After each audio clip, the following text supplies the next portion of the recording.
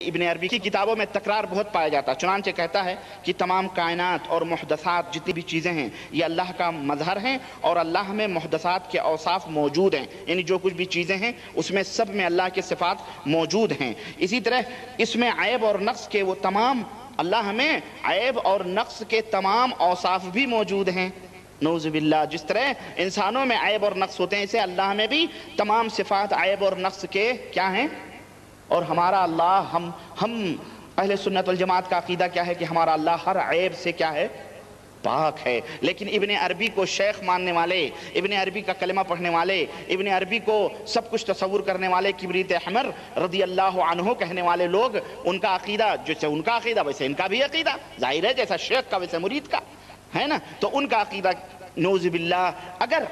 اگر دیکھیں، اب آپ سوچیں شیخ ابن عربی اللہ کو عیب دار اور نقص والا مانتا ہے تو وہ سب سے بڑا ولی اللہ ہے، ان سب کا شیخ اکبر ہے۔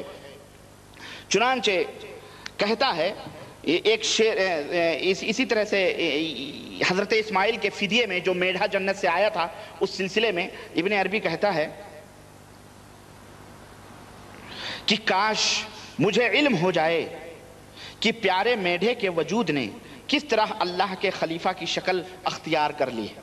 استغفر اللہ، پیارے میڑھے کی شکل نے کس طرح اللہ کی شکل و صورت نعوذ باللہ اختیار کر لی جسے ابراہیم نے ذبح کیا تھا۔ اسی طرح وہ کہتا ہے ابن عربی کہ اس میں کچھ شک اور جھوٹ نہیں کہ کبھی بندہ فوقتاً یکون العبد بلا شکن ربن ووقتاً یکون العبد بلا افکن فإن کان عبدا کان بالحق واسعہ وإن کان ربا کان فی عیشہ ضنک۔ کہتا ہے کہ اس میں کچھ شک اور جھوٹ نہیں کہ کبھی بندہ رب بن جاتا ہے اور کبھی بندہ رہتا ہے۔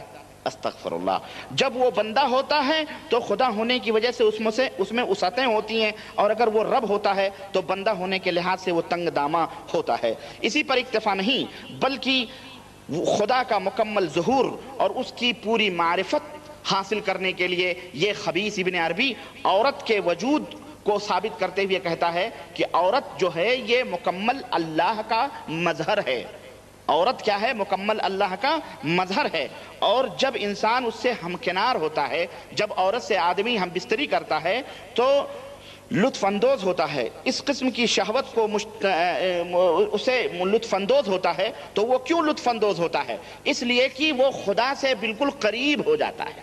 استغفر اللہ، یعنی وہ عورت گویا اس کے نزدیک خدا ہے اور اس خدا سے وہ بالکل قریب ہو جاتا ہے۔ اسی وجہ سے یہ بددین کہتا ہے کہ اس کو اور جتنا ہی لطف آتا ہے اس کو اور مزہ آتا ہے بیوی سے ہم بستری کرتے ہوئے، گویا وہ اتنا ہی اللہ تبارک و تعالیٰ سے نعوذ باللہ قریب ہوتا ہے۔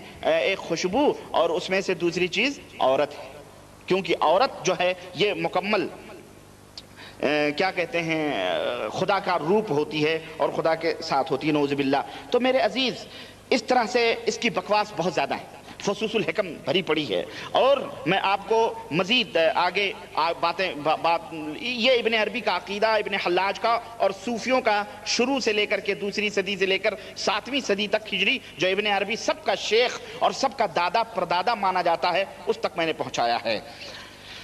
کچھ یہ صوفیوں کے تذکرے اور ابن عربی کے ان حقیقتوں کو سمجھ لینے کے بعد میں آپ اچھی طرح سے یہ بات جان گئے ہوں گے کہ تصوف کی بنیاد تقلید اور شخصیت پرستی کے اوپر ہے۔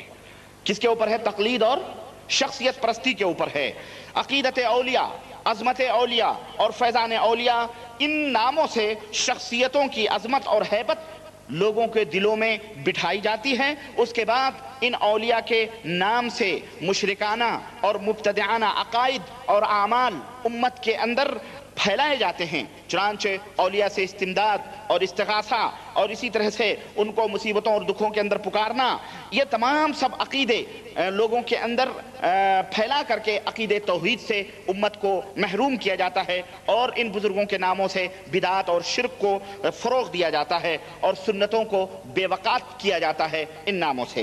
فنا فی الشیخ اور اسی طرح فنا فی الرسول اور اسی طرح فنا فی اللہ وغیرہ، ان تمام سب تصورات نے امت میں ختم نبوت کے عقیدے کو مجروح کیا، اور پھر کھلم کھلا نبوت عامہ کے نام سے نبوت کا دروازہ امت کے اندر کھولا گیا۔ اور یہ کہا جانے لگا کہ ہر زمانے میں ایک زندہ مجسم رسول کا وجود ضروری ہے، اور یہ صوفیوں نے اپنی کتابوں کے اندر اس بات کو نقل کیا کہ ہر زمانے میں ہر وقت ایک زندہ مجسم نبی کا موجود ہونا دنیا کے لیے نہایت ضروری ہے۔